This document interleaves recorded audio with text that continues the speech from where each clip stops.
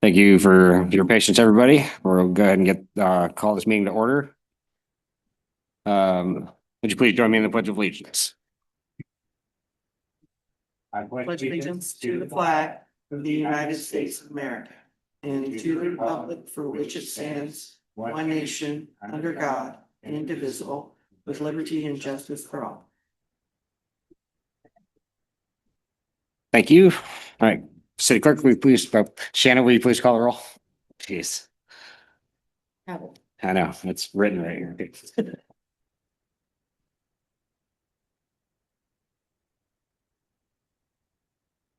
Yeah, and take we'll start with Councilman Douglas. Present. Councilman Corbett. Here.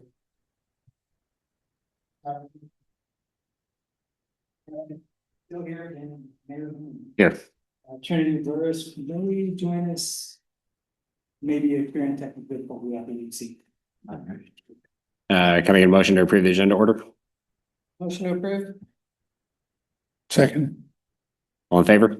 Aye. Aye.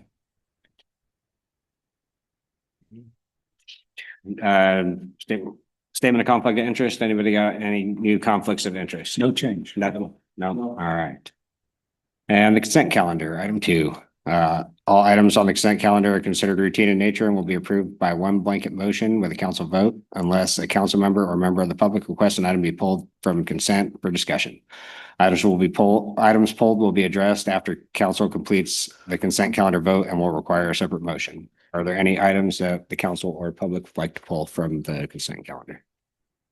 No. No? All right. No comments on the consent calendar? All right. Can I get a motion to approve? So moved. Second? Second. All right. All in favor? Aye. Aye. Aye. All right. And we'll move on to item 3, agency reports. Placer Sheriff.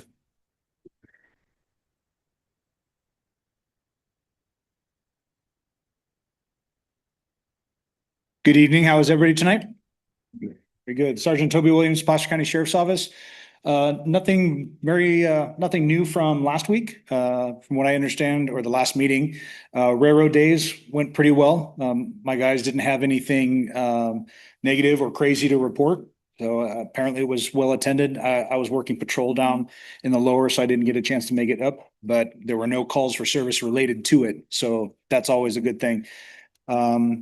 Assisted CHP earlier this week with a big rig crash. And we're getting ready for Winterfest. So otherwise, everything is status quo. Anybody have any questions? Watch it. Thank you. Yeah. Thank you. All right, CHP.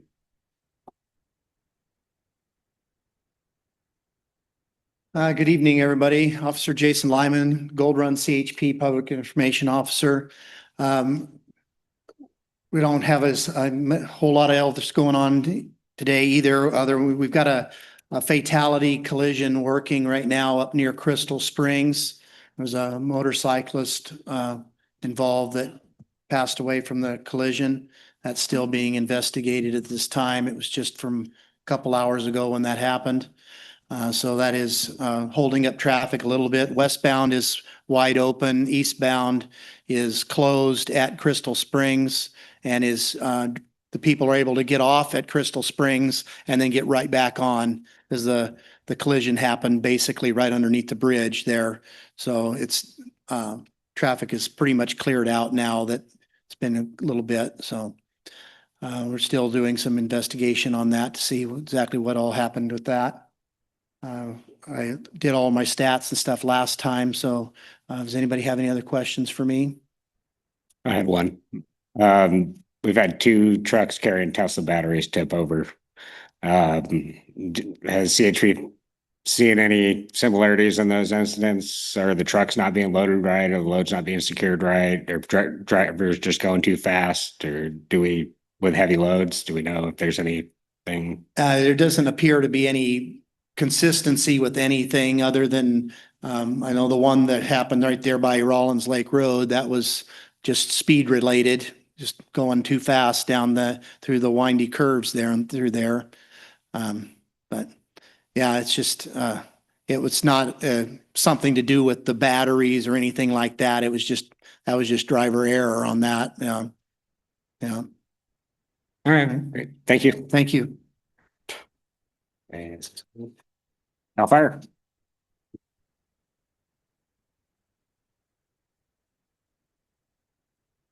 Good evening, Clint Siebert, Placer County Fire, Cal Fire.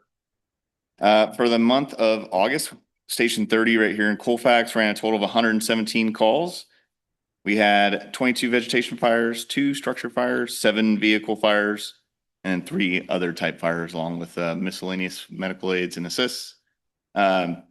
We have had quite a few significant incidents lately. We did have the 2 Tesla semi rollover. Luckily, there was no fire involved, so that kind of made cleanup a little bit easier. There was a significant closure to the freeway on both incidents. Luckily, the second one was kind of off the roadway more, but it does cause quite a workload for those companies to come and take those batteries, and they have to go sit at the yard for a while, and we have to monitor them and do all that. So there is that aspect of it that comes into play with those, and all those are still under investigation for the cause of those accidents, like CHP was saying. We do have the current incident that my partner's on right now. That's Crystal Springs area with the freeway closed for the foreseeable couple hours. They do have a detour around, and they'll be moving traffic around. So it is impact to 80 traffic right now. We did also have another commercial vehicle fire. It was farther up the hill. The Station 30 did assist on that call. And that was actually a semi truck traveling eastbound catching fire. So we are still getting commercial vehicle fires up and down the interstate currently with the traffic that we're seeing. As we move into fall, we're starting to see a heavier workload for the LE5 and 7s, which we can approve right now. So all we need is you'll go online to the burn permit website, and then you can fill out an LE5 or LE7. We will come out and inspect and see if we're able to, you're able to complete that. And then if so, as long as it's permissible burn day, you can burn as long as you have everything in place and the inspection's passed. You will see the RCD. They have had a couple that have passed inspection, and they will be doing a couple smaller burns kind of in the area of Bull Road currently, but they do have plans to burn some piles up by the cemetery, and then also throughout North Fork Phase 1, which is basically the whole south side of the freeway. So they will do some smaller scale burns. We're talking like 1 acre, 2 acres at a time, so nothing real major. And then we will be planning some VMPs as well in the foreseeable future, hopefully within the next month or so, if weather can participate with us. So other than that, end of report. I have one question before you go. You said 22 vegetation fires. Yes. In what area are you talking So about? that's just what the station responded to. Mhm. So that's like the greater 80 corridor area. So any fire that they responded to from the station counts on that list right there. So it could be anything from here to Chicago Park, Auburn, Alta. It's just in that. That's what the station itself responded to. That's not 22 fires within Colfax. Thank you. Any questions from the public? No? All right, thank you. Oh. Harry? Sorry. 2 weeks ago, 3 weeks ago, there was a fire on the side of I-80 right past, you get on the freeway, not even a quarter of a mile. Yeah. Break fire or cigarette or something, threw it out there, I was on the way to Reno. Yeah. And I called 911. And I said, you know, eastbound I-80, quarter mile past Colfax, maybe, and a fire up right in front. What caused it? I don't know, I'm just telling you, there's a fire on the side of the road on I-80. Oh, okay, well, who are you? And I mean, we went through this whole drill, and then finally she transferred me to the fire people. Yeah. So yeah, the way the call goes, it'll go to a primary and then it goes to a secondary based on the type of call. So Secondary. Yep. Better fight than the first one. Mhm. I'm thinking to myself, the whole time I'm trying to report this thing's burning. yeah. Is this like normal? It unfortunately, yeah, it kind of is normal for the way that the like how they take calls. So whenever you call, it'll go to a primary, and then once they deem it that it's fire related or whatever it is, it'll go out to a secondary. So it's just kind of how the system works, unfortunately. Yeah. With the question thing, but. Pretty disheartening. Yeah. Well, sorry about your experience, and yeah.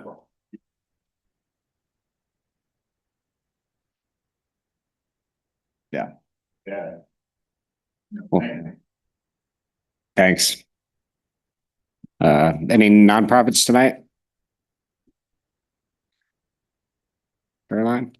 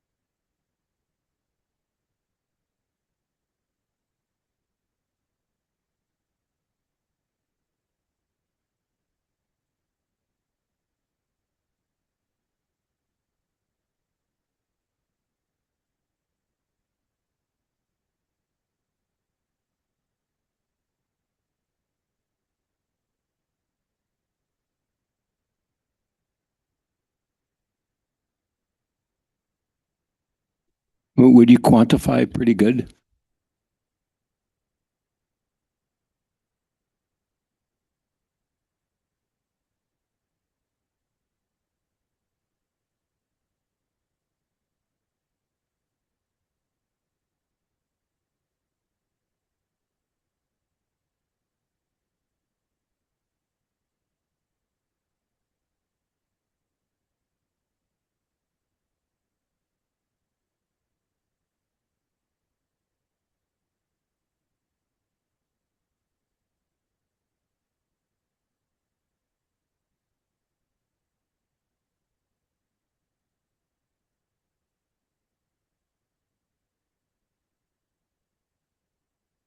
Okay, thank you.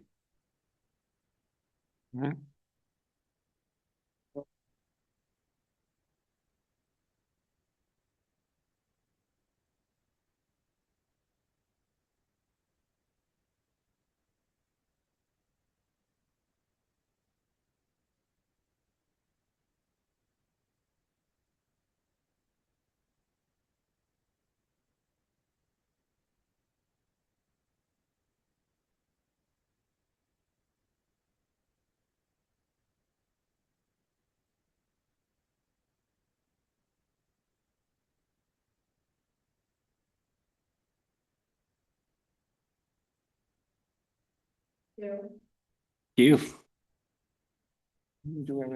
All right. And Caroline for Railroad Days. We're just trading spots. Yeah, so Caroline McCauley for Railroad Days. It is all wrapped up. I paid the tail end of the bills today, quite fortunately, so that is all done.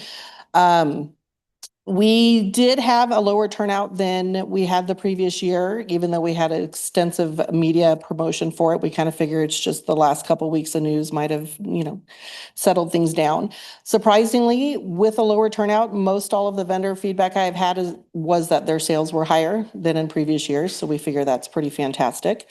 Of course, Union Pacific did go all out for us. They brought in a special train from Texas in addition to the snow equipment and the fire platform where everybody got to not only go in through the engines themselves and climb inside the trains, they got to go on the fire platform and shoot off the little water cannon.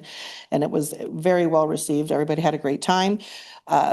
Amtrak Police came out, as did Operation Lifesaver, which is, they have never been able to participate before. So we were very excited to have that one. And even better, they all had a great time and are already talking about plans for next year. So anything with Union Pacific, that is phenomenal if they're going to go ahead and start talking about it. So we were thrilled to hear it. Next year, it's the same thing, the second weekend. So September 12th and 13th will be for next year. And we know that Union Pacific is planning on doing a lot of extra things around the country next year, being as it is the 250th, of course. And so we expect to see some extra goodies coming out for that. So that's it. Thank you. All right. Any other nonprofits? All right. We have no presentations and no public hearings tonight, so we'll go ahead and open up public comment. I do have a comment card here from Foxy and Jim. If you'd like to come on up and give your comment.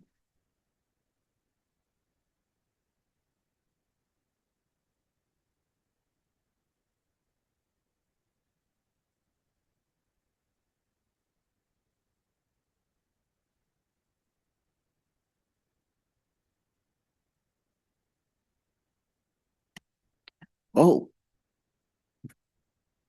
You guys heard me. Hey, what do you want me to say? Let me say something first. Boy, it's been a while since I've been up here. How are you guys? It's been about probably 6 years since I've stood here. I know most of you, but not everybody. I'm Jim Bowers. I'm a local artist. I've lived here for about 25 years. This is my best friend, Foxy, and her and I painted all the silhouette shadow murals around town. And I contributed a little bit. I was the owner of Better Than Naked, the gift shop, and we got Colfax on the map by doing, well, there was the Buddha project and the Colfax breast wall fundraiser. But so I've been around now. In the last 5 years, I contracted a neurological disorder, disease, whatever, and it's robbing my ability to walk or hammer a nail, which is important, and speak. But other than that, I'm the same guy that you would they would have arrested a long time ago. Now, there's one very important project that I'd like to take on as sort of the legacy project before I can get it out there. And it's this idea that I had because in 2011, I built the world's largest working clock at the Burning Man Festival, and we made it into the Guinness Book of World Records for the largest timepiece at 3.25 miles in the diameter for a working clock. We basically just turned the whole city into a clock that you could see from space. So this idea I have that will put Colfax on the map. It's for another clock that I call the tutu clock. Now, what we would do is build the world's largest cuckoo clock in the lot of art right down here in the middle. And it would have a train that comes out on a rotating platform every hour. And I designed it to be number one collaborative. So local service organizations and artists like Foxy and my good friend Arlen Bodley is a contractor, and he was in charge of all the construction on the world's largest clock. It was called the 1 mile clock officially, but it ended up being 3. But so I have the talent, and where I'd like to build this clock is directly over the cement stage in the art park. So there would be like 6 steel 8-foot stanchions to the floor of the clock, and then the clock would be built on top of that. So bands and entertainment would perform directly under the clock. The power is already there for it. It would, at no cost, immediately increase tourism downtown and in Colfax because of the world record clock status that would just spread like wildfire on its own. So with a lot of tourists that I'm sure you know, they drive through downtown Colfax, but a very small percentage stop, park, get out, go look around, and go eat. Well, with the cuckoo clock, they can't do that. They got to wait for the clock to strike the hour. So people are going to come in and park their cars in order to watch the train come out and go around. The train won't actually be rolling on a track. The train is permanently affixed to that round wooden platform, and the wheels are just free spinning. So when the platform goes around, the wheels roll on the outer fixture rim. So it looks like the train is going to around, and you can do that, but it's be very low cost to actually install and maintain this train. So I think that I can build this clock according to Arlen's material estimate, etc., for under $20,000. Now, I don't know if the city would want to contribute a part of that. I can request money from Grace Hubley Foundation, which has given me grant money, and we always performed for them in the past. I don't think they give us 20,000, but I have raised all the money I'd ever needed through Kickstarter and crowdfunding. So if we can get on the agenda to bring this up, I can't draw like I used to, so I apologize for my quick sketches. They're being done professionally, and he was supposed to be here and didn't show tonight. He had to work. So that's what I'd like to do, is build the Colfax choo-choo clock. And let's see, let me go if I have time. Number one, it has a train theme, so it ties into Colfax. It'll make us a tourist destination easily.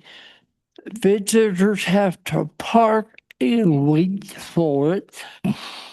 It'll increase foot traffic. It has terrific social media and word of mouth promotion. We get Guinness Book notoriety, and it provides shade and weatherproof sustain. We can build a selfie platform, where you go up the stairs to maintain the clock. There might be a little platform on the side where tourists can do selfies, which would get us even more publicity, because those pictures are going to go online. It'd be very low maintenance. According to Arlen and my figures, we could power it with a washing machine or a dryer motor and a garden timer that's set up on Wi-Fi, so the time is accurate. And the mural that's on the side right now with the butterfly wings, that might have facts and information about Colfax on that wall. We get national press attention. I'd been in the Wall Street Journal, USA Today, and all the big newspapers. I know how to push those buttons. And we may or may not have it actually due to a train sound. But if we did, it would do that on the hour and only during daylight hours, and then have a quiet time like from 10 p.m. to 10 a.m. or something like that. So that's about it. The only other thing that I think would bring a ton of tourism to Colfax is a soapbox derby because Colfax is the perfect place for an annual soapbox derby, but like a Red Bull, like the Red Bull soapbox where they get decorated, do crazy things. I'd love to bring back the Fire and Steel Festival, but I can only do that with help. I can't do it by myself anymore. So that's about it. Are there any questions? Well, I hope to get on the agenda. and Questions? Yeah, yeah, go ahead, Kim. Question? No, go ahead. No, I was just gonna ask for questions. Go ahead.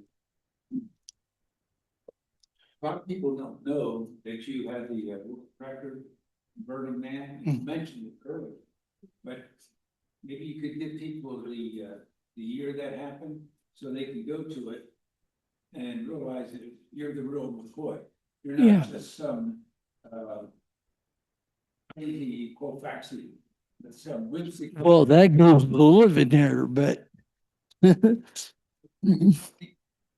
yeah, if you go to the Guinness World Records.com and look at world's largest timepiece, you'll see Jim Bowers and Colfax built it. Nobody's beat it yet. I built it in 2011. Yep.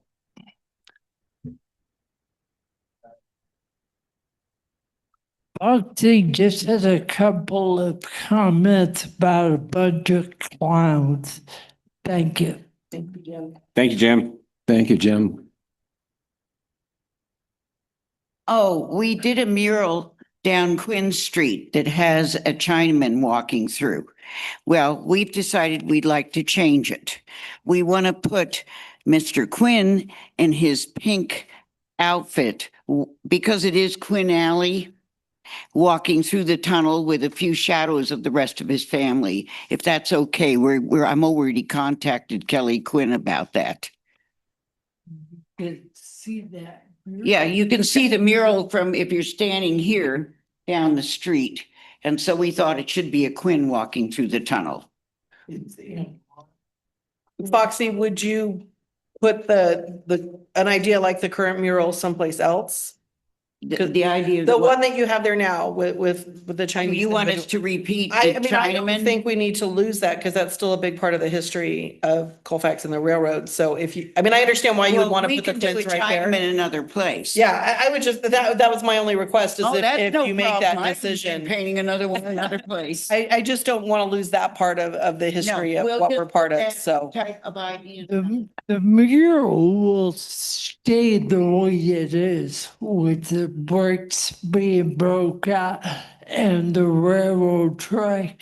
We only want to replace the Chinaman with the Quinn family clowns because you could see that mural all the way down at the beginning of Quinn Lane at Arbor Park, right over here. So it kind of makes sense to have Quinn Lane tie right into that mural. So that was why we thought we should, honor their dedication. Caroline, just find a spot and I'll paint a Chinaman really nicely, okay? I promise. I can do that. By the way, there is a mural that I just finished the bird on it up at the VA Hall. In black and white, myself and 6 other artists have painted all the services. We don't have it's going to be covered over with the protection what is it, the type of protection. But also the plaques showing each service will be drilled into the walls, but I just finished painting the last thing on it. There may be some up the steps done, but otherwise, if anybody wants to cruise over there and look, it's 55 Sunrise Circle.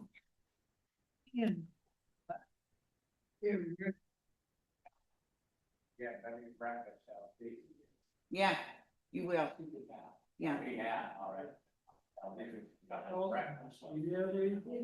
55 Sunrise Circle, which you can go straight up Grass Valley. Just keep going like you're going to the park. Yeah. I would just make a comment on that mural. I find it stunning. It is literally stunning. It's in black and white and gray only, and it's beautifully done. You can't just walk in the door without taking the time to look at it. It's beautiful. And just another comment about Jim, another of his ideas. And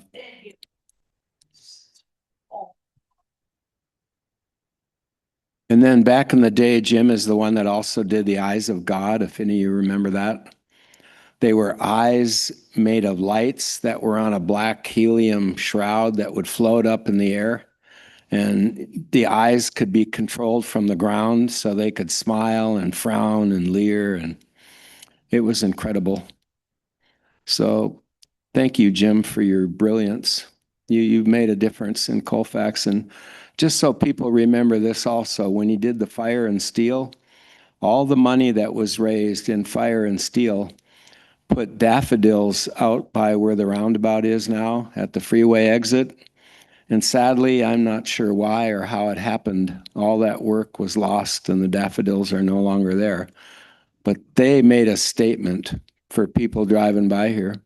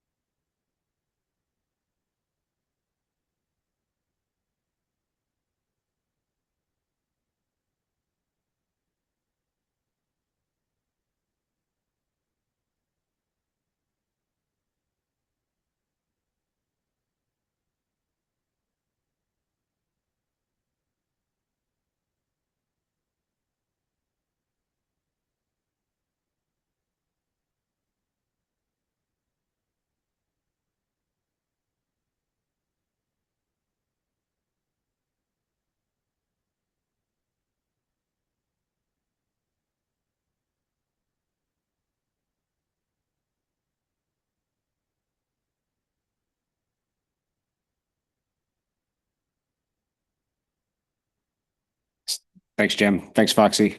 And Foxy, if you can come into City Hall, we'll get you set up with the permit and the approvals and all that you need to make it official, so you can take care of it. Thank you. Continue on with public comment. Next public comment? Yes? All right. Come on up. Have a good night, guys. Thanks for coming. Thank you. Hi, Harry.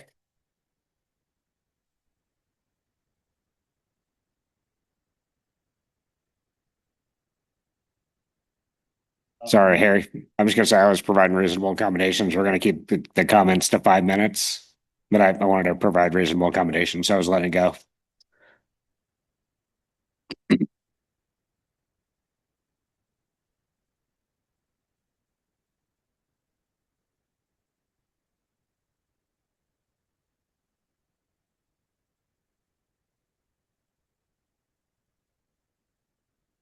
So there we go. One more time. Martin Luther King once said, "Nothing in the world is more dangerous than sincere ignorance and conscientious stupidity." The reason why I like that quote is I don't believe that we are a group of stupid people. I believe we're a group of very talented people. What seems to be the problem is we just don't seem to know how to work together for whatever that reason is. We all have the same goal, I believe, trying to save Colfax. I believe that. But we all have different ideas on how and who and when we should do this.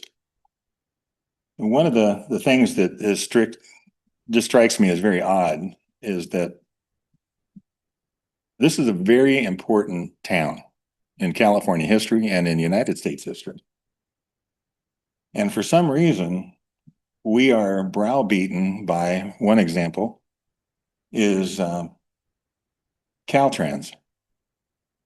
We have to ask permission to do things in our own city, which seems kind of strange because they're in our city, we're not in theirs.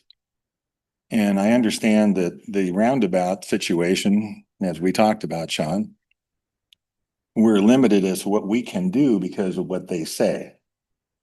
And I am of the opinion of as slow as they are to do anything right. I mean, we have guardrails that are owned by them that are a disaster. If you go to the lower bridge and look at there's not even a stop sign painted. There's not a line. There's nothing on the road at all. But yet you can drive through other parts of old US 40 that go through Penryn, Loomis, wherever you want to go, and their stuff looks really good. But for some reason, ours is just like nobody cares. And so, in my opinion, what I think should start to happen is you folks, the city council, should take the posture of this is our city and we are going to do what's best for our city, and you're welcome to participate in it, Caltrans, or not. That's my position. This thing needs to be run like a business that needs to be profitable. And it is a business. And for the downtown people to suffer all these years because Caltrans won't let us put an arrow to directing people to downtown. I don't care what we do downtown. It doesn't mean a damn thing. When the guy from Channel 31 shows up here and asks the question, this is a great little town. Why is it so hard to find it? Well, you're preaching to the choir, brother. Been after this for 37 years. And for some odd reason, all the great things we want to do downtown are for naught because people don't know we're here. I was a territory man for Michelin. I ran from Winnemucca, Nevada to Davis and from Redding to Stockton. And I would be at, where do you live? And I said, I live in a little town called Colfax. Hey, so you mean that town that has the McDonald's and the gas stations? I go, no, this is the place where the transcontinental railroads came together. We're a big deal. Where is it? So everybody outside of town seems to understand our problem. Everybody inside of town doesn't seem to want to do anything about it because we all know that it's a problem. This is not the first time we've talked about it. It's not the first time I've talked about it. But I think it's time that we, doing the same thing and expecting a different result needs to stop. And I need to take a proactive approach, and it's easier to ask forgiveness than permission. And as slow as they are, you have to call Marysville Caltrans to get a pothole fixed here. When who's taking all of the parking downtown? And they have their own parking lot on 174 as well. I think it's time we changed our mode of operation and our thinking and just do it and let the chips fall where they may. And Jim's idea is fantastic. That would be a fantastic thing. And specialty people would love to come here to see that, Jim. Thank you. All right, do we have any more public comment tonight? Yes. Good evening, Lynn Fontana, 121 South Auburn Street. This is my wife Carol. We received a letter in the paper about a fitness center being built at 159 South Auburn Street. I don't see anything on the agenda about that. Am I missing it? No, you're not missing it. That won't come up until next week. There was an issue with the public announcement on that because our clerk has been out. Yeah, okay. So we had to We didn't- re-announce it and bring it back next time. Yeah, we didn't get another letter that said that.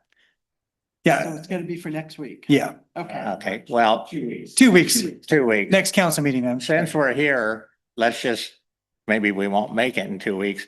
We welcome it. We live 2 houses down from where that's gonna be. We welcome that fitness center going in. And I know so does my neighbor who will be right next to it. He was here earlier and had to leave. But he welcomes it also. So hopefully everything works out with you guys. That's our opinion. Thank you. Thank Great. you. Thank you guys so much for coming out and letting us know. All right, any other public comment? No? All right, we will, nothing online, right? No, I don't see anybody online. Okay. Then we'll move on to item 7, council and staff reports. Kim, you want to kick us off? Okay, had an in-person meeting at North Shore Tahoe, the Placer County Economic Development Board, where representatives from every town and district meet, and we go over what's been happening in each of our communities. And it's naturally geared for economic development because that's its name. And so I brought up the successful events we've been having here, and also the future possibility of getting a music grant.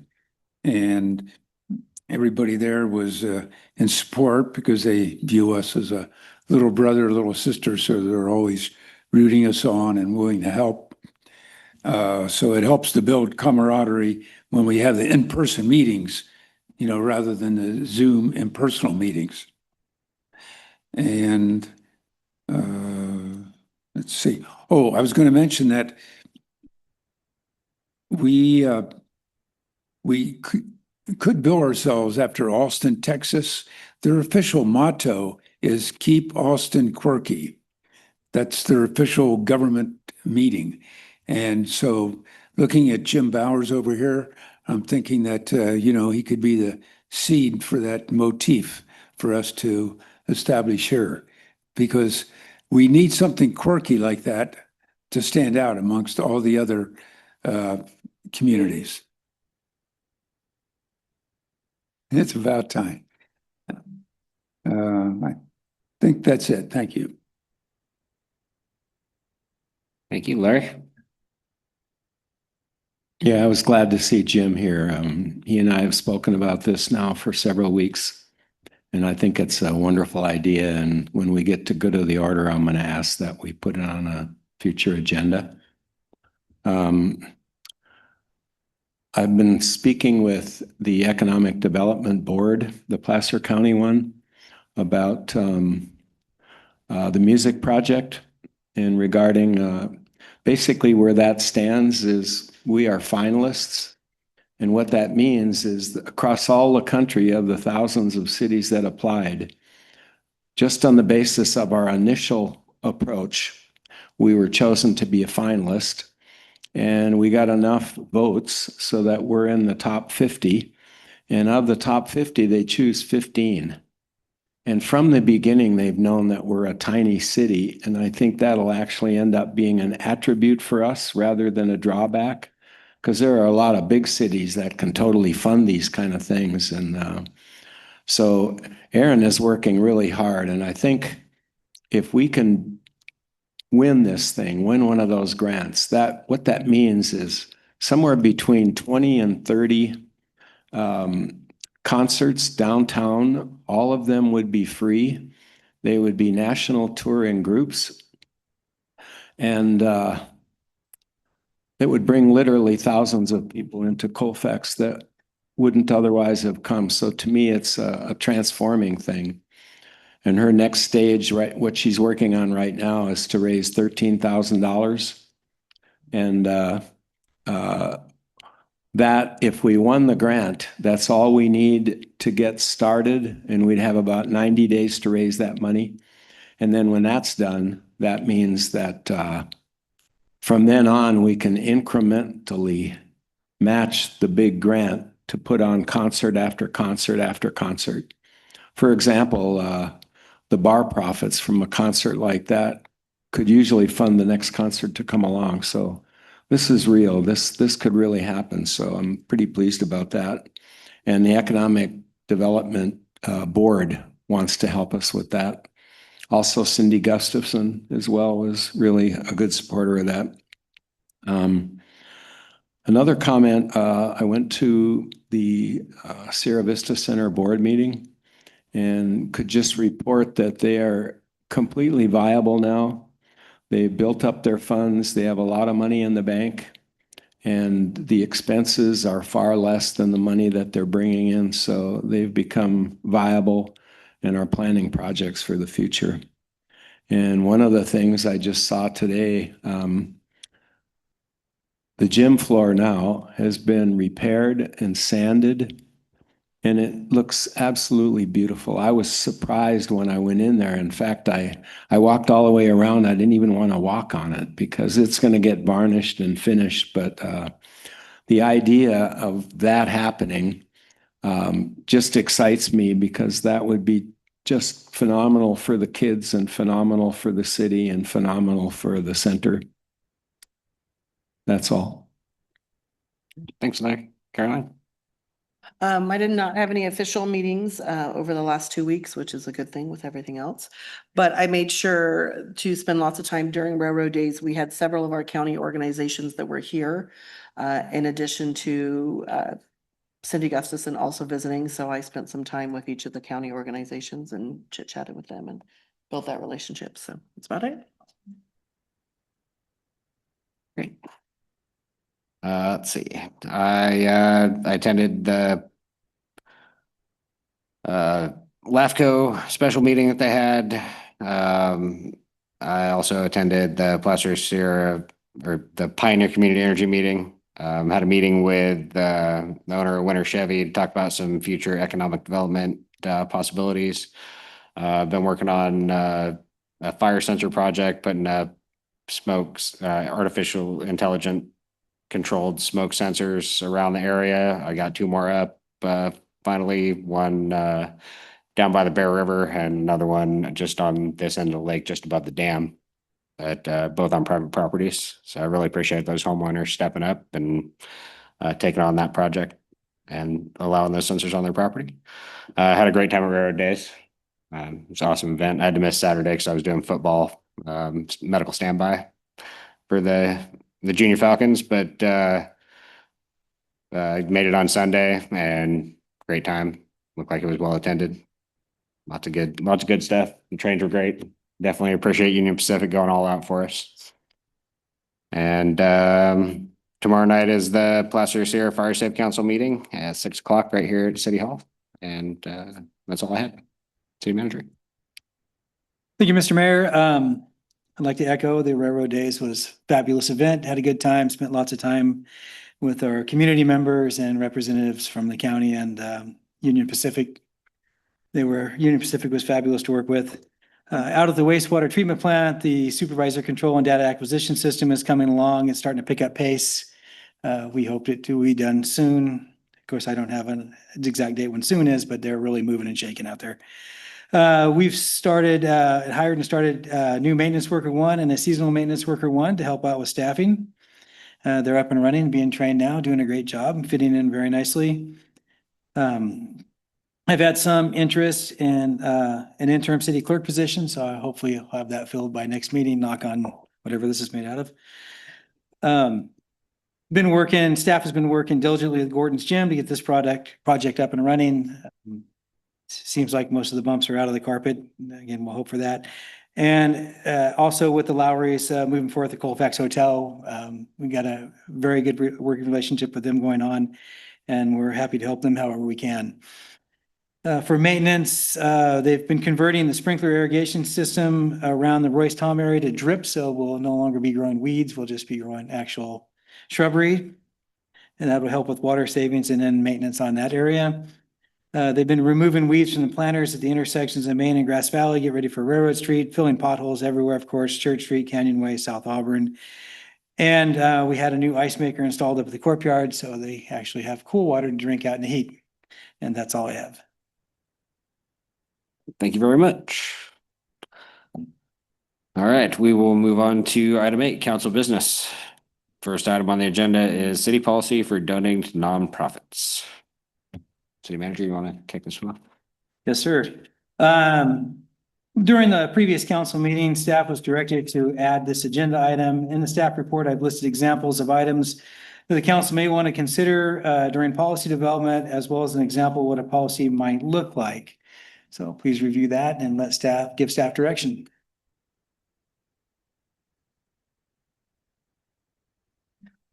All right.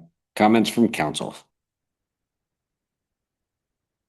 Caroline, you want to kick All us right, off? well, if they're gonna be quiet, I appreciate all the suggestions that you were able to pull from whether it was other organizations or just the internet and some research. So I think it helped give us a little bit of direction from it. I know the couple of things that have crossed my mind as a priority for being able to give out this money. One is to institute some sort of a match with it. And I think that also changes a little bit. So whether it's a percentage match, if you're looking for something just to help fund a project and you don't have a specific expense it's going for, I can see picking a match, whether it was a 20% or 50%, basically putting some of the responsibility for fundraising on the organization. But I also know when there's something very specific, such as the fireworks or even the little train ride that we have for Railroad Days, those are a little bit higher expense that we ask for support. So I don't know if we can do a separate on, if you're asking money for a specific thing like the fireworks, that then we can exceed that match percentage, or if you're looking for something just to help, pay for something that's not quite so specific. I don't know if that makes sense. Just funding an event or helping pay for supplies. I think those are the things that a general match would work well for. I think my thoughts around that are probably around a 40%, something along those lines, that we would be willing to give up to 40% based on what they were earning. And it's not a hard line because it all depends on what else we have for the year.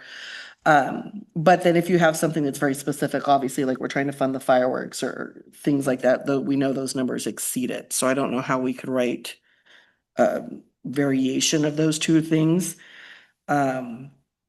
The other one that I think you have mentioned in here a couple times that's really important is to have a report out requirement. Most of the grants that I have looked at, and I've seen that the city has done as well, there's always a report out at the back that's required. And I think that is something that would be very important for us to have the organizations be able to come and say, this is how the money was used. So this is, the event that was done, the attendance, how it impacted our community.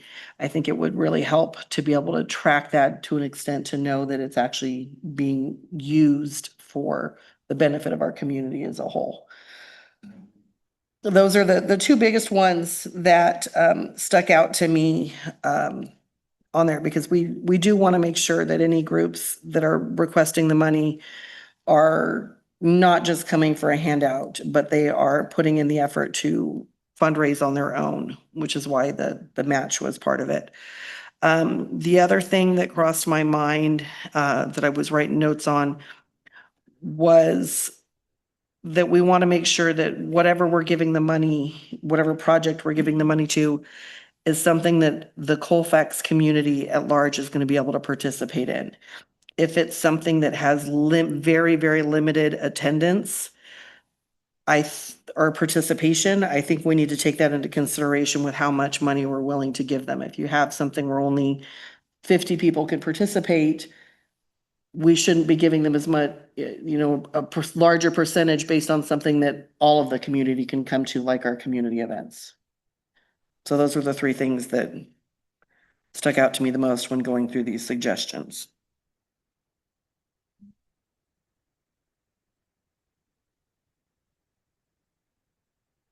All right. Larry, Kim? Well, I've always been in favor of something like 40 or 50%, so they have skin in the game. And I think all those 3 points are valid, and I support them. Larry? So you think we're going too far? You turned your mic off. Oh, I'm sorry. I thought it was on. I think we're going too far when we start asking for audits and controls.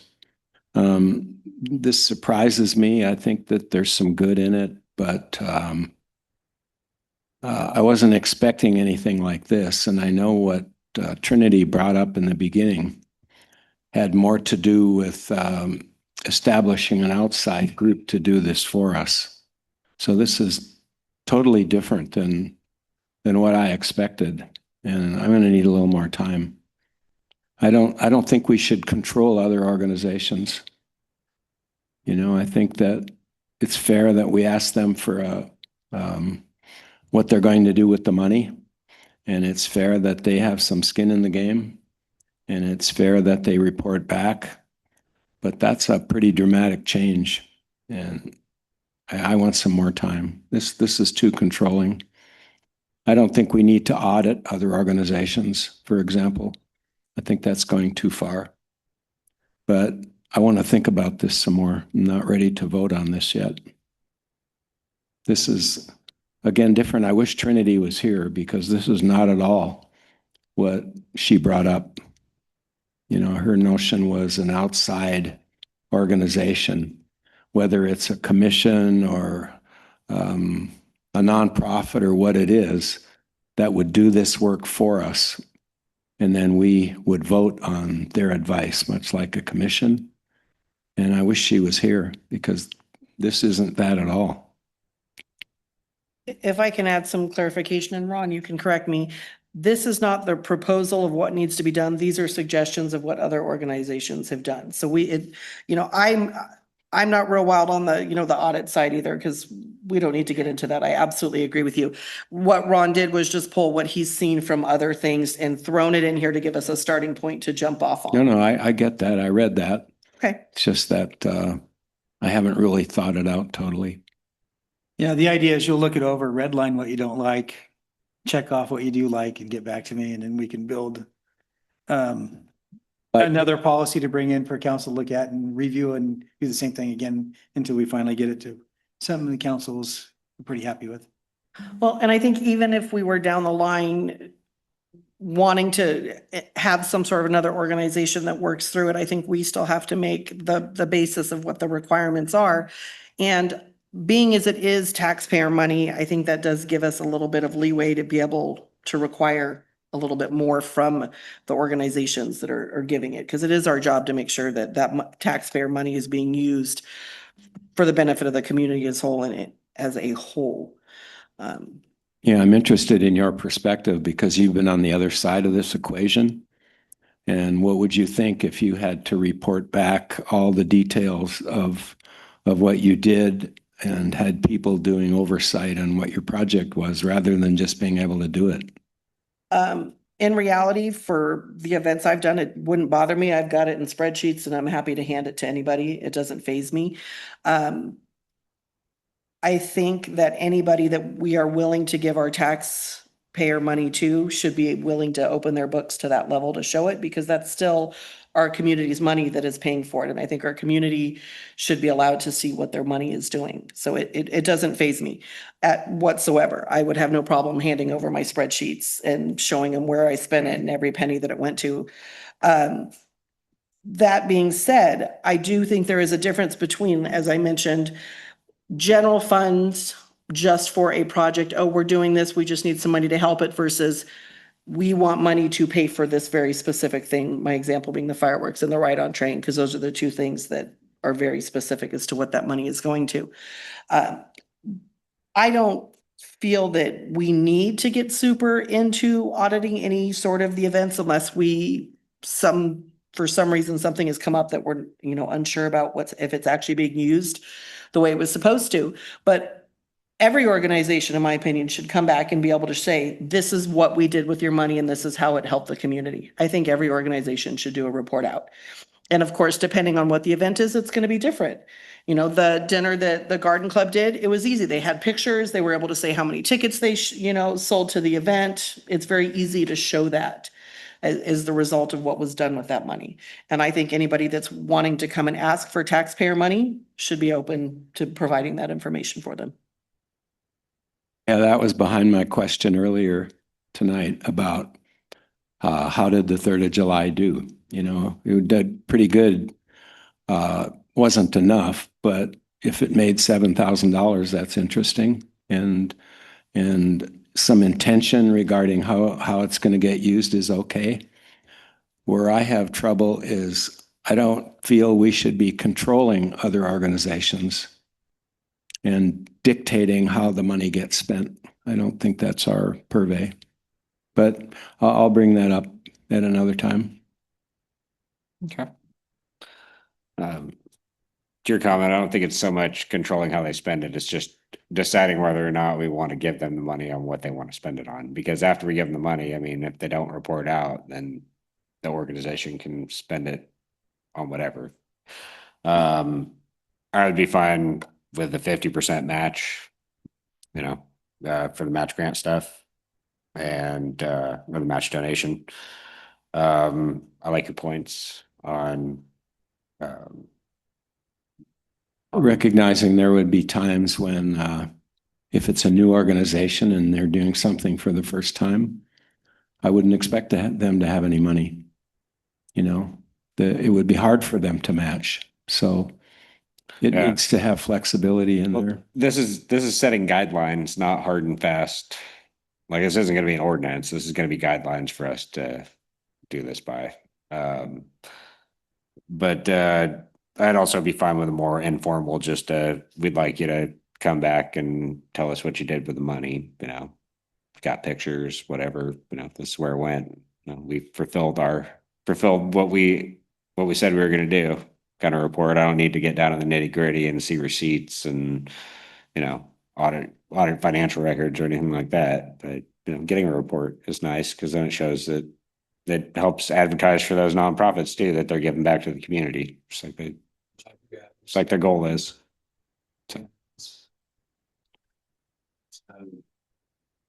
To comment on your point of a new organization not having those funds, the point is any organization can go out and do the fundraising and they need to show that they're willing to do the work and the legwork and the fundraising before they come and ask for taxpayer dollars to help what it is. Technically, 3rd of July was a brand new organization. It had a $0 balance to start this year. There was nothing. And they went out and held all kinds of fundraisers and planned out future ones before they came and asked for any funding. So they already had skin in the game. They were able to show it versus, okay, we've just decided to do this. Can we have some money? So even brand new organizations can absolutely put in the effort and start their fundraising process before they come to the council to be able to show that, yes, we know we can match it, or we've already raised this much, we need this much more to finish it, and this is what we're asking for. So I don't think it matters how new an organization is, it's how much work they're willing to put in before they come and ask for money. I think the 3rd of July probably isn't a good example because I'm not sure that they are an organization. What kind of entity is it? I think they're storing their money in the Railroad Days Corporation, and they don't have an organization. I think they have a group that's making decisions, but I don't think it's any kind of a formal organization. Well, But I want to give you an example. The Railroad Heritage Group, for example, we gave them the first dollars pretty much that they have. And the intent of that was so they could put together a grant to ask for larger monies from other organizations. That's how they're using it. And so it would have been really hard for them to match it. They wouldn't have been able to do that. And there are exceptions, I guess, is what I'm saying. And we've made exceptions here. Yep. And these are guidelines that we're just trying to lay out. So we'll have plenty of room to make different decisions. And they had a specific ask to do at the Railroad Heritage. So, you know, they fit that bill definitely for what we're putting in here. And, you know, the 3rd of July, whether they're a full organization, 501c3, if they're putting their money in with another 501c3, they still went out and did all the legwork and did all the fundraising and all that. So they definitely had the skin in the game to come and ask. Yep. Yep. So they did a lot of work before they even asked us for money, and their goal was to not ask us for money, as it is again this year. So that's a big change from a lot of previous years. Well, Be able to feed back some of this information because it's meeting probably is that. we have Will in here with Colfax connections. we could help him get a little report, or something to put in there, a couple of paragraphs maybe. You want to work with him on that? You're a good orator. Feeding back our comments, this to Ron, so we can put something. Well, you can, for feeding it. Sign it in a meeting, it's just not. Now we've all had a chance to discuss it. We'll take public comment on it, see what the public that's here thinks, and then you can go back to Ron with your individual comments and he can kind of cobble together. I think we're all pretty much on the same page, pretty close. So I don't think it'll be too bad. If it is, then we'll bring it back at the next meeting and discuss it more instead of voting to approve it. Or have a couple of options, so that way we can pick one and put a full resolution together. All right, I'll take public comment on this item. We have privileged time, I don't know it there, but I agree with all of it except the requirement to be a 501c or C3, because what about a local artist or sculptor or some group that wants to do something? I've gotten several grants from Burning Man and organization over the years. The first grant they gave me, they were only funded for 30%. Because they didn't know me, they knew they could trust me. And if I came through for them, the next grant was they increased it for the, and eventually they were giving me 50% for anything I wanted to build. And they knew it would come through for me. So we could go back on trust and reliability. So we do have it listed in there under considerations for city support. Organizations should be a recognized 501(c) nonprofit or an equivalent charitable entity. So as an art project could be considered an equivalent charitable entity. So. Right, but yeah, just says entity, it doesn't say organization, so it could be a single person, it could be whatever. It leaves it open-ended, I think, enough. What say you, legal counsel? Depends, or I don't know why city doesn't have a blanket contribution every year to 4th of July, Winterfest, railroad days, and maybe even a little for the farmers market, which has potential to grow. if the farmer's market came in here and asked for money, we'd probably be able to donate it to them. But we're trying to be responsible with the tax dollars that we have to donate, so we're trying to keep it to requests. Yes. Like,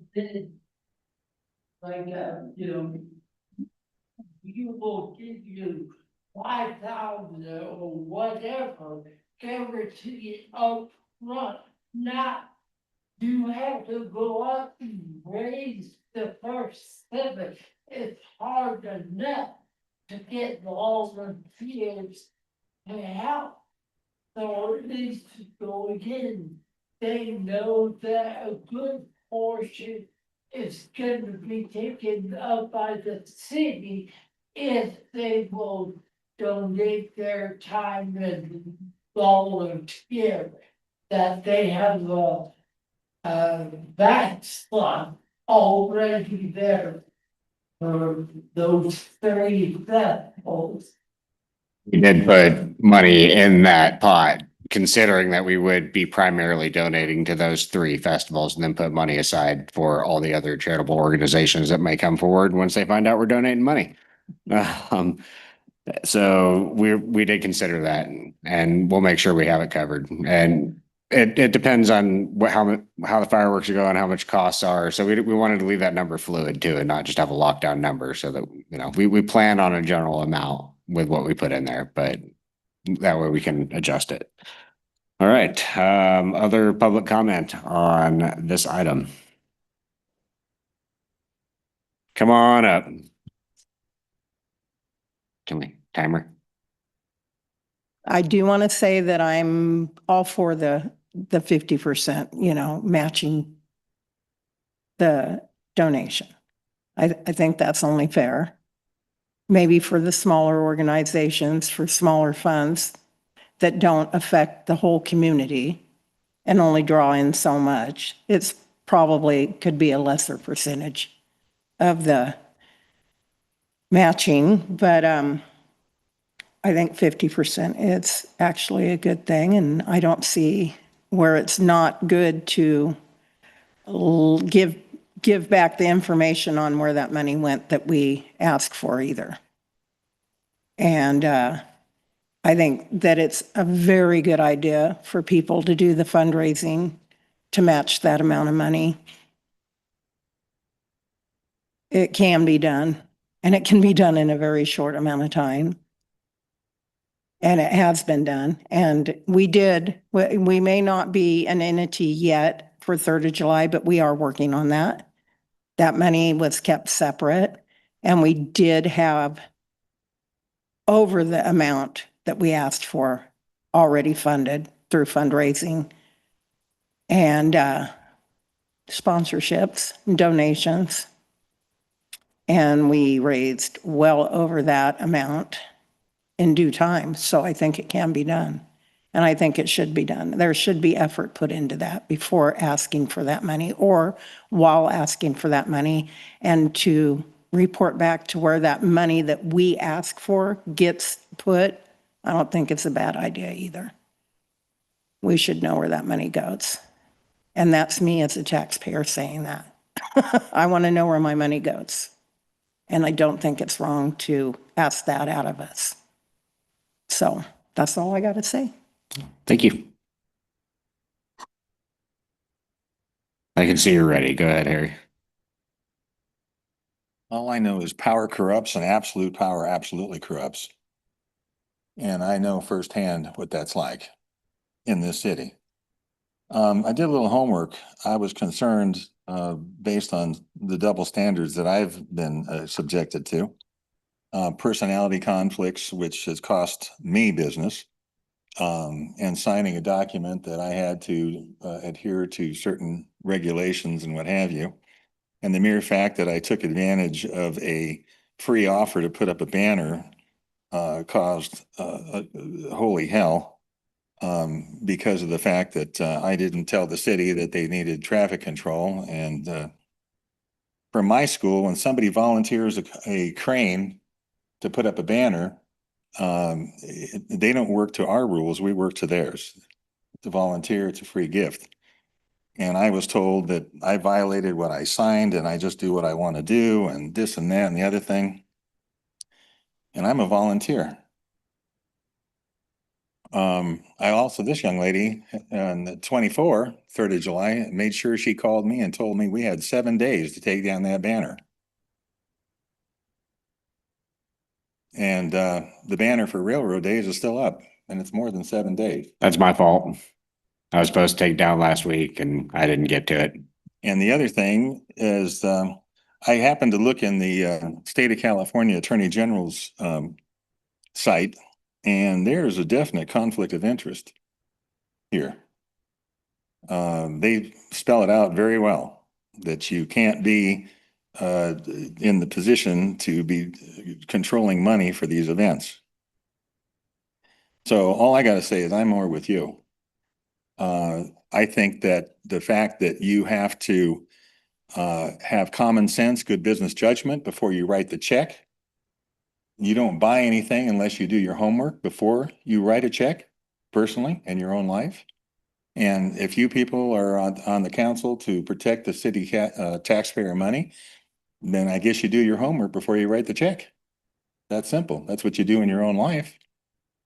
That's how scams are so popular right now. People don't do any homework and they buy stuff and then they poor me. Well, did you do your homework? No.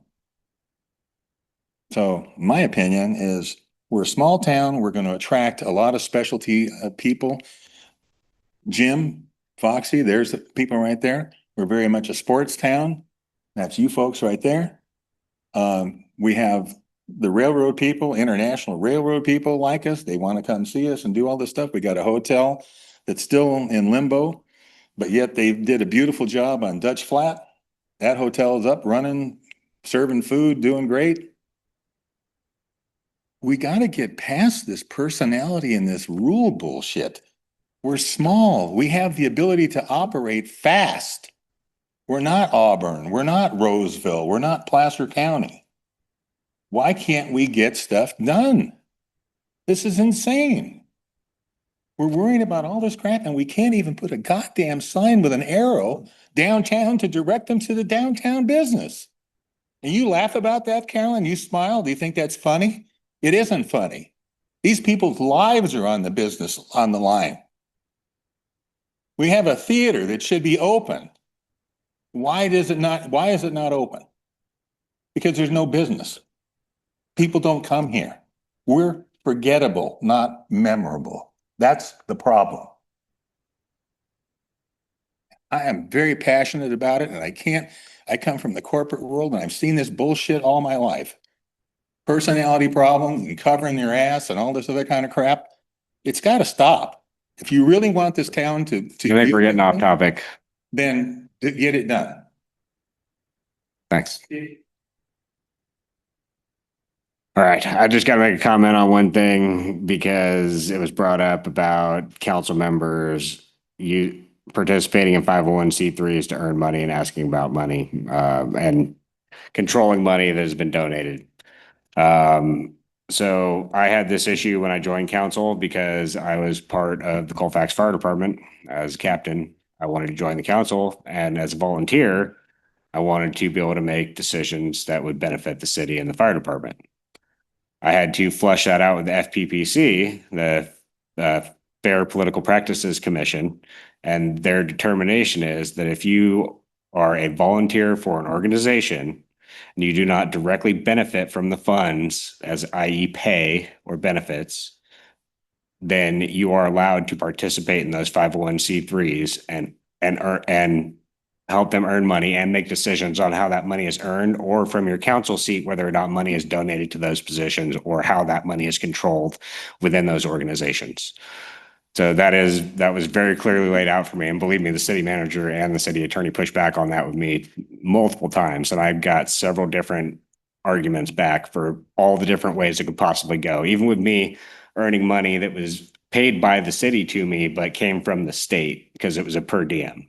So there's a lot of intricacies with it, but definitely nobody here is violating any, we're not having any problems with that. It's perfectly fine for us to participate in a volunteer organization and make decisions to donate money to that organization from a council seat because we don't directly benefit from those organizations.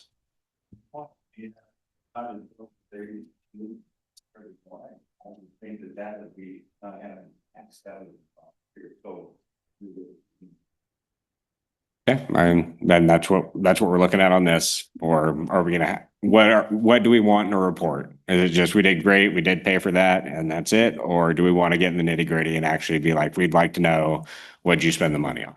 So we're going to discuss that more, and that was part of this discussion tonight.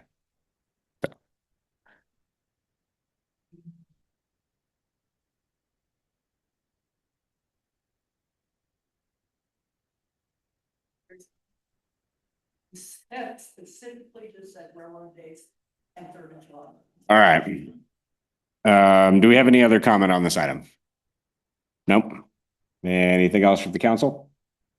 Okay, then we are going to we've provided some direction and we'll provide more after. We'll bring it back at the next meeting with hopefully a good draft to get approved.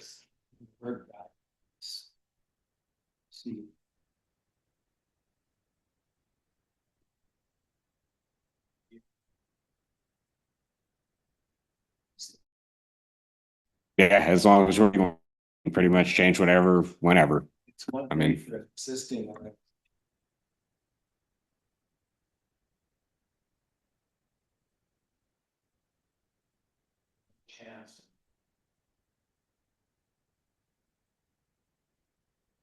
but as long as it's a guideline.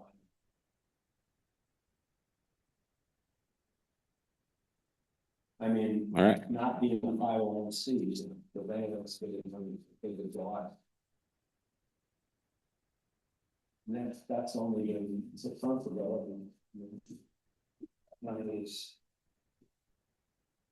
We would definitely like to see any money. I mean, I would definitely like to see any money given out go to a established nonprofit. There are some exceptions, which is why I think that should be in there. But for the most part, if I'm giving money out, I'd like to see it go to a nonprofit that is accountable above and beyond us for the funds they spend and how they spend them. That way, it's not just going to houses or cars or whatever. So council members, I was asked to follow up on one part of the discussion. There was some conversations whether it's useful to have an outside organization manage the funds or whether it'd be better to set up a subcommittee of the city council, which could involve outside organizations. Either one of those options are fine from my perspective. A subcommittee would be subject to the Brown Act. It would be, publicly noticed meetings. If you just had an agreement with an outside organization, that wouldn't necessarily be true. You could make that part of the agreement. An outside organization would be restricted in how it uses public money in the same way that the city is. So if you want to build something, it's going to be subject to public works and anti-discrimination language, things like that. I just wanted to flag some of these issues for you to think about while you're providing direction to Ron. And I think that covers it. There was a question about whether donations must go to a 501c3. No requirement that city give grant funds directly to a 501c3. And you could certainly write these guidelines in a way that suggests the organization have a charitable purpose or. And the question was equivalent charitable entity pretty much cover any other entity that we decide to. Oh, sure. Yeah. I see. So, And then define what that is. Like an artist or a sculptor. right. Do we need any more definition on that, or No. will it be? I mean, that basically gives us ambiguity to donate to somebody coming That's back from. it, any unincorporated association, sole proprietorship, whatever. That, All right, perfect. Yeah. So that'll cover that with that wording. Yeah. Thank you. Appreciate it. Had my phone off. All right. So if there's no further discussion on this item, city manager will get back to you with any additional edits and the notes from today. Yep, sounds fabulous. All right, thank you. All right, we'll move on to item 8B, Sierra Soar Colfax Boys Basketball Program donation. Come on up. Okay, the Sierra Soar nonprofit donation request during the last council meeting, staff was directed to clean up some language in the staff report and the resolution. The cleanup language include the removal of boys basketball and adding language to support Sierra Soar spending city funds at their discretion to support the organization. Tonight, we have Bob Morales with us to answer questions and tell us more about Sierra Soar. Hi, good evening, guys. Thank you for having me back. And I just had some information I wanted to provide and then let you guys do your job. So I'm here representing Sierra Soar, and we're committed to enhancing the experience of children and members of the community of all ages through athletics and community involvement. Sierra Soar is dedicated to raising funds to bolster athletics in the Colfax community. We organize engaging events that unite the community while raising funds for athletics.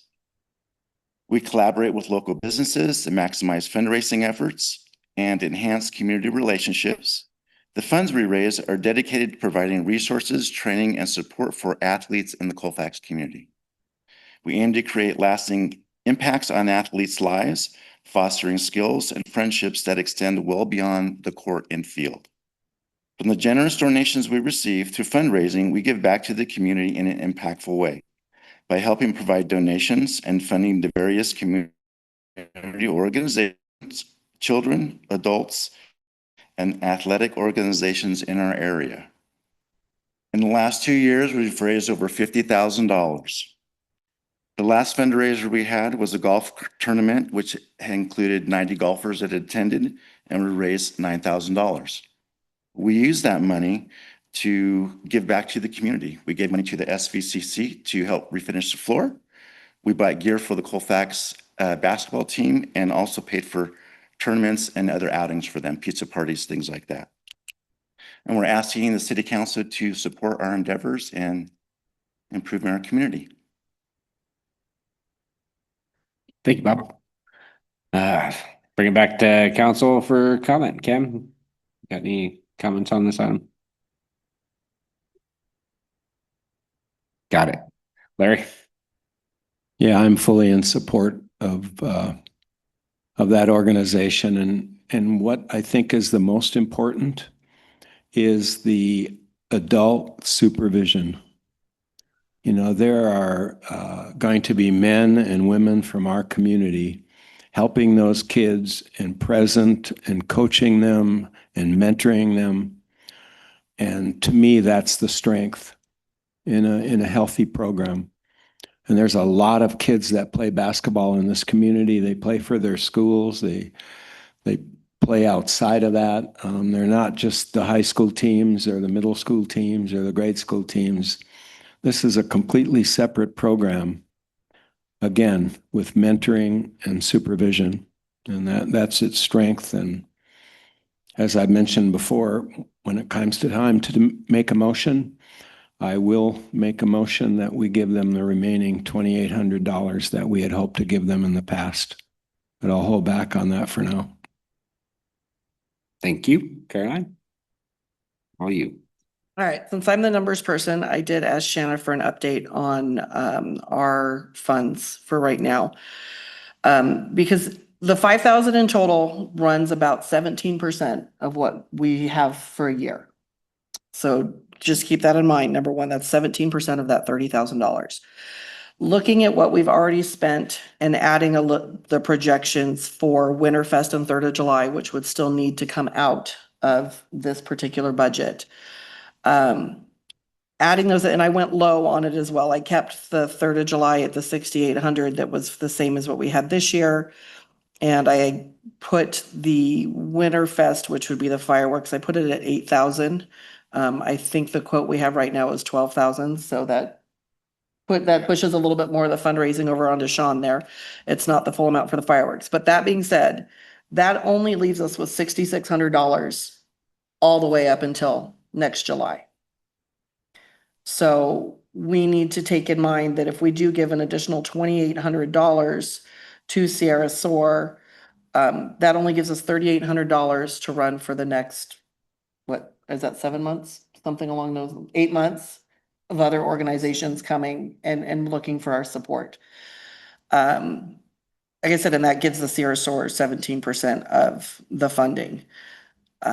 So I just want everybody to realize if we make this choice, you are limiting us to only having $3,800 roughly all the way up until July 1st for additional organizations to come and ask for funding.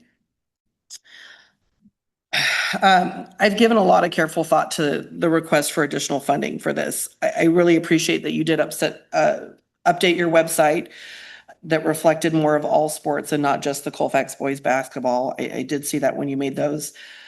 For me, what's on there, while the words are fantastic, it's still somewhat vague. There's not a lot of specifics of events that you're hosting or things that are being done with the money or to raise the money. The website itself still leads a lot of vagueness in what you're doing.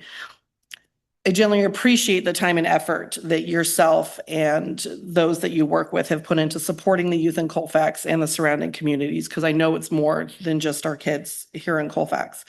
It's very clear that you care deeply about making a difference with these kids. I see it in your heart, and I appreciate it immensely. However, after considering all factors, I don't believe it allocating additional taxpayer-funded donations to this program is the most appropriate use for our taxpayer funds at this time.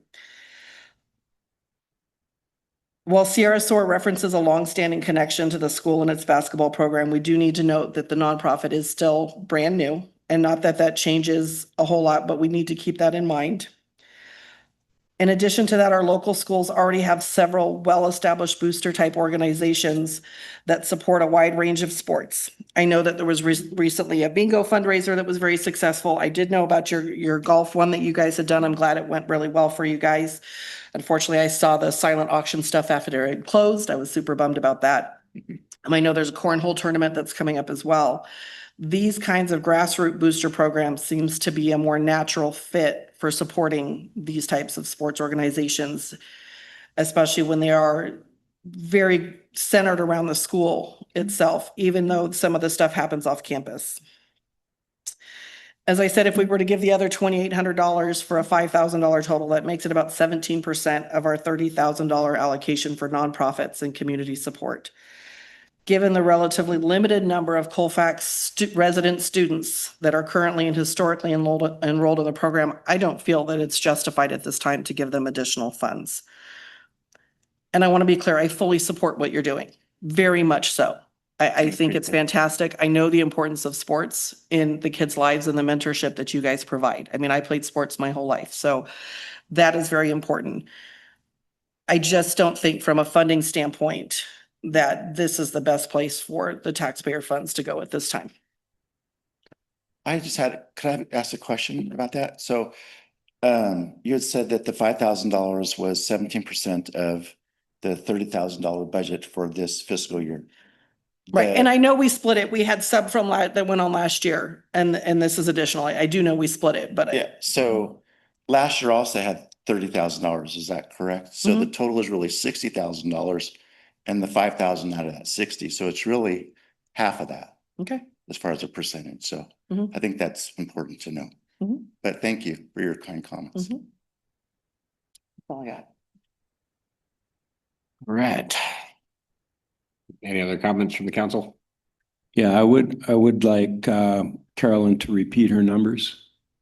Yeah. I'm wondering how we got from $5,000 that we've given out so far down to whatever it was that was left, hardly any left. Well, did that include fireworks money? So what I put in here is I said I went ahead and put in money for Winterfest and for the 3rd of July because those will come out of this fiscal year.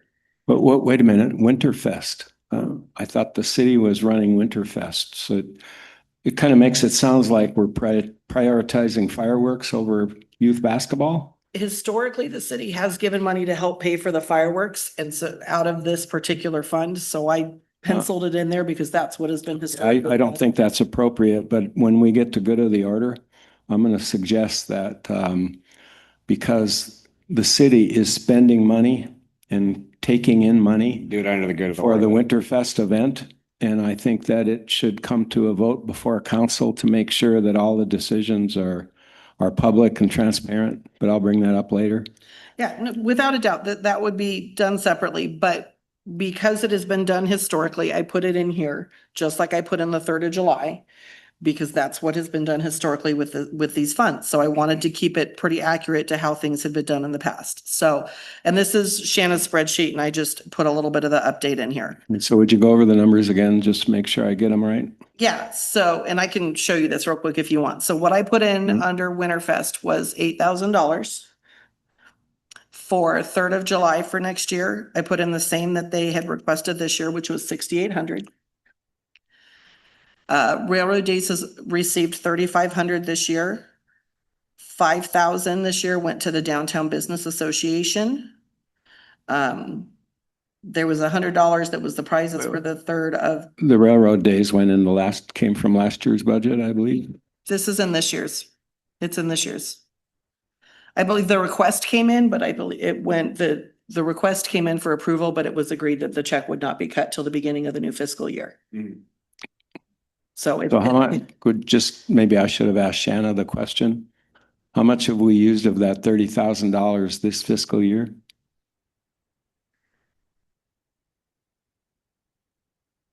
$8,600 has been used out of the funds so far this year. Mhm. Correct. $3,500 went to Railroad Days, $100 went towards the gift cards for the 3rd of July decorations, and $5,000 towards the Colfax Downtown Association. Okay. And projecting out, like I said, because we do have to keep in mind things that we know that are coming up before our fiscal year is over. That's why I put Winterfest and 3rd of July in here. Like I said, I put the Winterfest at 8,000, which right now the estimate that we have on fireworks for that, I think is 12. I think is what I've seen so far. So that's a portion of that. And then keeping the 3rd of July at 6,800. So with those things projected in there, because that's been historical, that puts us at a total of 23,400, leaving only $6,600 after that. And that would be for any other organizations. Now, in a perfect world, of course, the Winterfest and the 3rd of July would go down. You know, that's part of the reason I know they're starting fundraising early with the Salsa Showdown here. I just put historical numbers in there because we still need to make sure that that stuff is available down the line. Yeah, unfortunately, I haven't put in charge of fundraising for Winterfest, so you know, let's see how that is. So, but like I said, putting those numbers in there, because we have historically always given to those two events, it would leave us with 6,600 all the way until July 1st for any other organizations.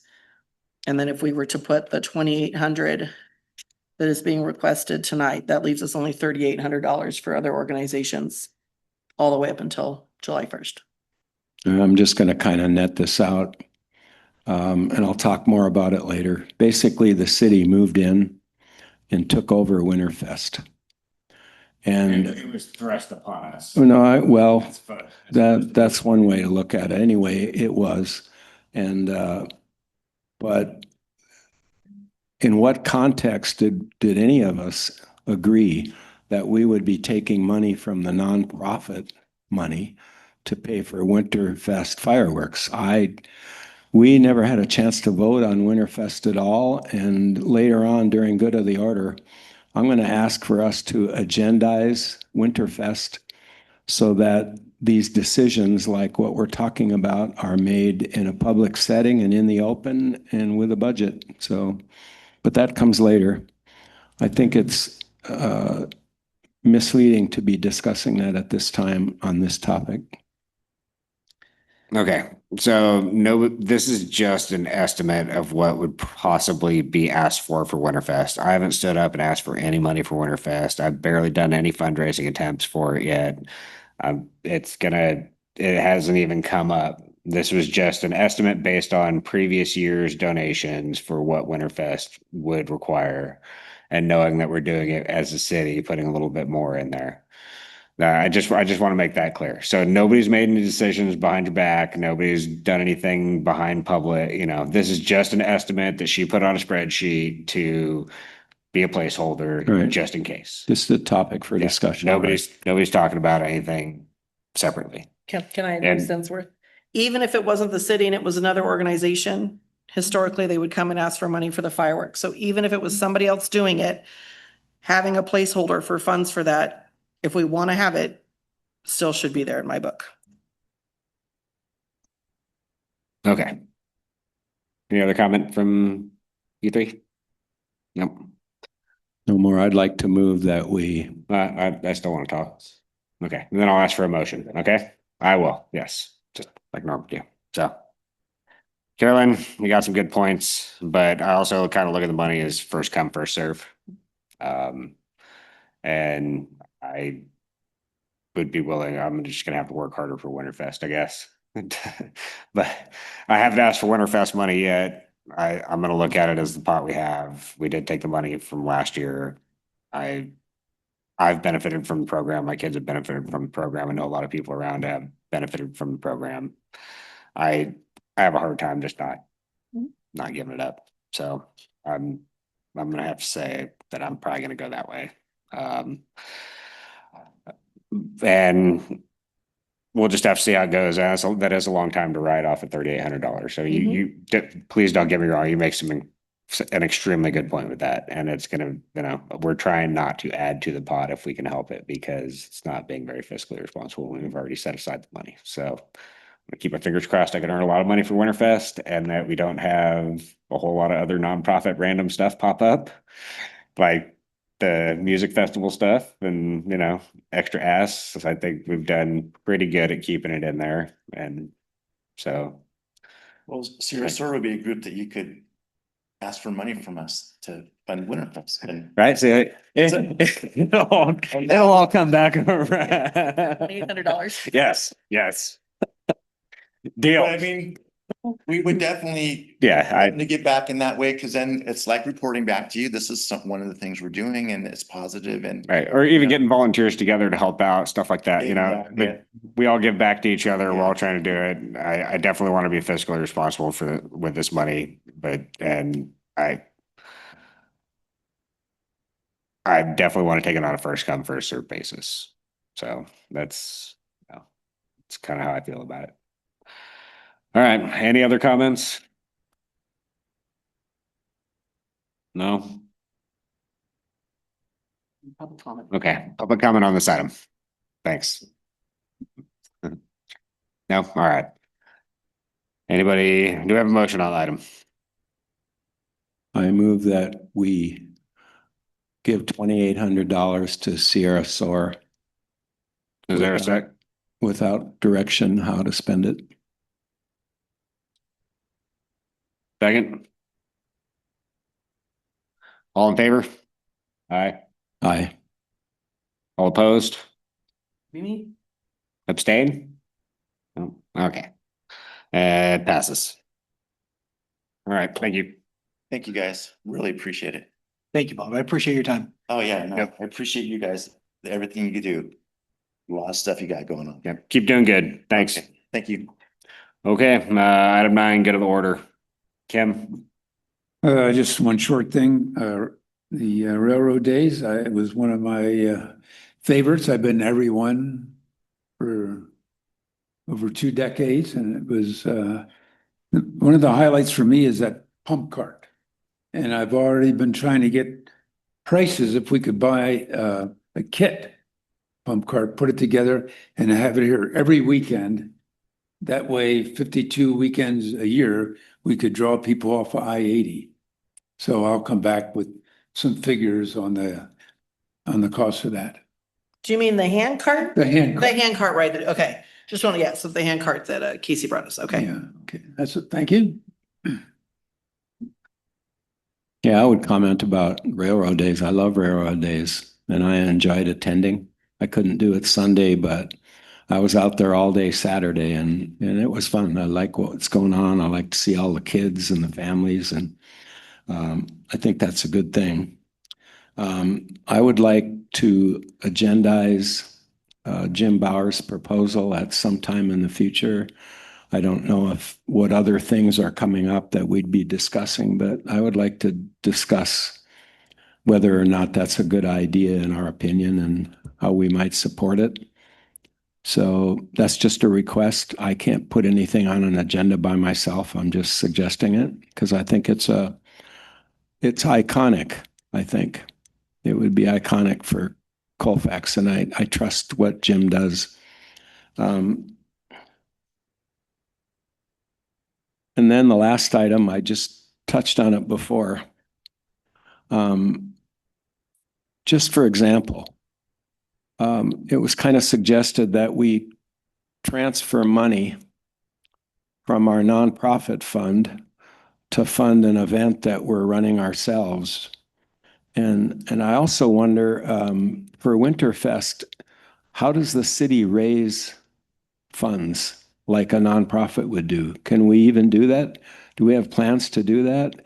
I believe, and I'm going to end with a suggestion. I believe that we should agendize Winterfest and acknowledge it as a project that the city is doing, and it include a budget. And by the way, I would vote for it. I just want it to be voted upon by our council, and I support it totally.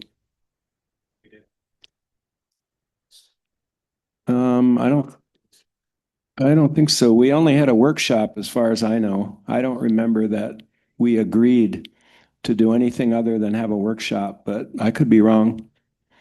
You know, that's pretty easily checked, but again, I would like to agendize it. That's just my suggestion. You can do an agenda check-in on it. Connor, you want to go ahead and Yeah. address the other comment? The other comment was whether the city can fundraise. The city can certainly fundraise and accept donations. How does the city fund an event? It has a general fund and you could pay for it out of the general fund. That would, of course, have to be approved, as you've pointed out.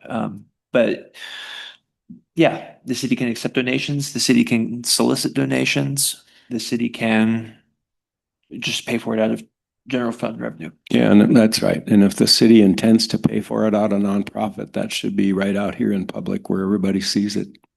It absolutely would be 100%. Yeah, and we can, and that, I mean, we have done a lot of good in this community with the nonprofit donations that we have made. Anybody can look around at the farmers market and railroad days and 3rd of July and the Railroad Heritage Park that's going to happen. It's all been good and done good things for the community. So it's pretty easy to vote on it.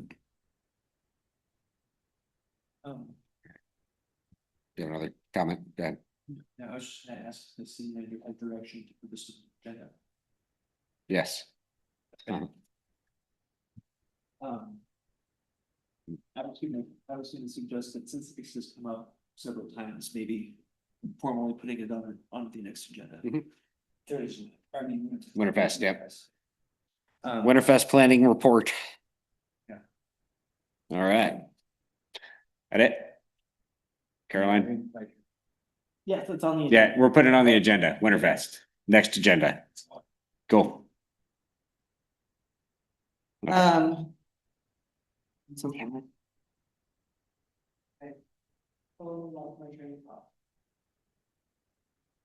Yeah, but we can provide an update on vendors and everything for Winterfest. That's easy to do. And I don't remember what I was gonna say, so it's all you, Sean. I have no idea what I was about to say. It's that kind of day. Awesome. I barely remember what I had to say too. I know there was something else important, but got all sidetracked with all that discussion. Remember. Okay, go ahead. Ron, you didn't answer the text I sent you earlier today. Are we announcing that, yes or no? Okay, there you. Awesome. Now everybody can hang in suspense for 2 weeks until we figure out what that was. Decorations ready. There you go. Get your decorations ready. Yeah, I apologize for not sending you a text. I'm That's fine. nursing a migraine all day, so. That's fine. Yeah. All right. Again, I want to thank Caroline for all your hard work and your family who put in immeasurable hours into Railroad Days, one of the events. Both of them. And yes, and just want to say thank you so much. It was a great event. It was extremely well managed. It was cleaned up really fast too. Thanks for you. That was Sean's No, help. Sean and Ron helped clean it up, so that was on them. Whatever. Everybody always trying to give me credit for stuff. You should get the credit. Nah. Anyway, excellent work. It's going to be even better next year, I'm sure. And looking forward to it a lot. I had a lot of comments from people at work that got to come up and 2 very sad people that didn't get to come up. And PCWA wants to make sure they get a booth up here next year for Railroad Days. Well, I asked PCWA to loan me some pop-up shade for the kids zone and they bailed on me. So maybe we can have a little conversation. Yeah, we'll definitely have to make sure we facilitate those conversations. Fantastic. It's too late. We already bought some new ones. We bought some big. We'll try and get you next time for somewhere else. We will work it out for them. I have these great booth opportunities for nonprofits for very cheap. And then the county people all get to come for free. So All right. the veterans came and we had the Air District and the Transportation Board and the Veterans Group all from the county. So Yeah, so it was great to get them in. yeah, we can. Especially the veterans group. Yeah, That was excellent to have the mobile support Yeah. vehicle here. Really glad they were able to coordinate that. Just something random came up today. One of the managers of the, oh gosh, I'm going to butcher the name. I think it's the Placerville Sacramento Railroad. Placer Sierra Railroad Heritage Group or? No, it's for the El Dorado County side. Oh, the ones that run over there. Yeah, they run from Folsom and past the historic Yes. train. Sorry, Yes. I can't remember the group name. I'm totally just blanked on it. So But I work with one of their members and one of the managers of the organization. And he was mentioning if we don't want to do anything with that rail car out there that the music people are in, that they would love to have it for their railroad. because it ties in, Sheila Colfax with, their station over there that they run past and run out of the historic station over there, because that was his first stop after he got off the stage coming over the mountains into California for his famous tour after Lincoln. Then he did some touring around California and hopped on the train in Sacramento, then came up to Colfax where the line ended at Camp 20. Well, okay, so there is no actual proof that we were never ever named Camp 20.